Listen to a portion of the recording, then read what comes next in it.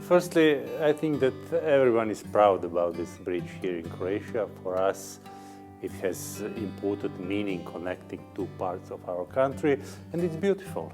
That's very important.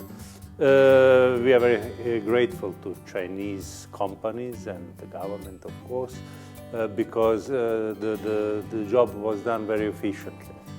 So I hope that it's beginning of future cooperation, very intensive future cooperation as well. The Belt and Road project is probably one of the biggest global projects in the world, and it helps especially countries developing their infrastructure. Here in Croatia we are not so undeveloped. We have highway, beautiful highway all around our country. We have also some good energetic infrastructure, but we are missing, in my opinion, we are missing railway infrastructure. And definitely we should think about cooperation building this type of infrastructure, because it's more and more crucial, especially in present economical situation.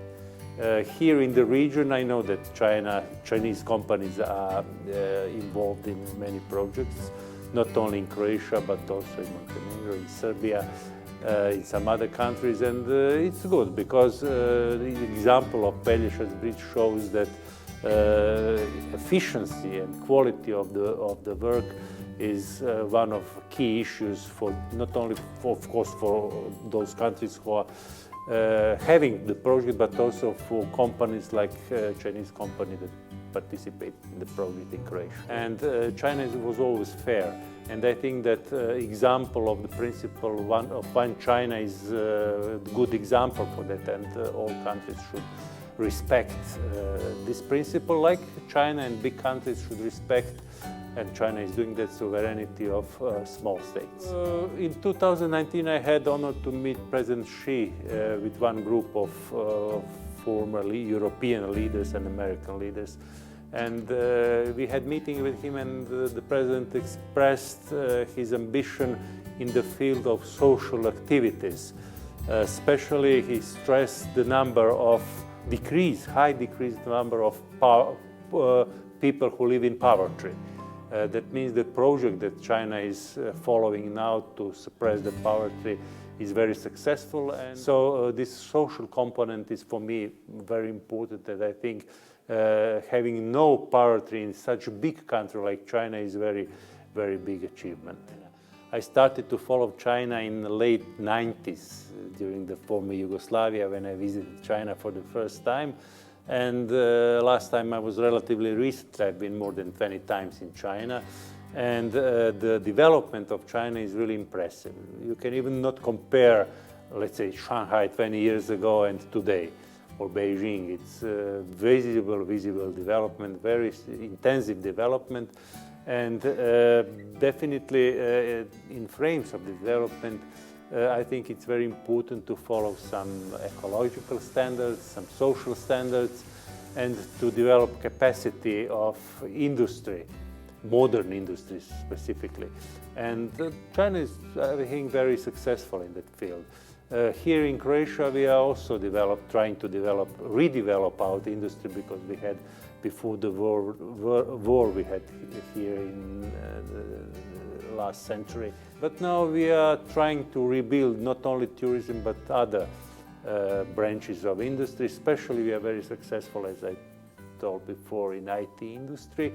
And I hope that the new young generation will follow that path, and that we are going to develop in other branches of industry as well. China is doing very good. I think that innovation is very present in Chinese economical philosophy. Yes, innovations are very important, and I think the states, China, Croatia, Germany, United States, should promote and support those people capable to bring new ideas and new products on the market. I think that globalization is a force that no one can stop finally, because new technologies bring all people all around the world together. But the idea of globalization is not welcomed all around the world and among all political circles. And what's visible, many countries, they previously promoted globalization when they were strong in the market, dominating markets all around the world. They were for globalization. Now when they have competitors, they're not anymore for globalization. And I think that idea of globalization should not be treated just as an economical category, but also as cultural category, and people should understand that we are really one.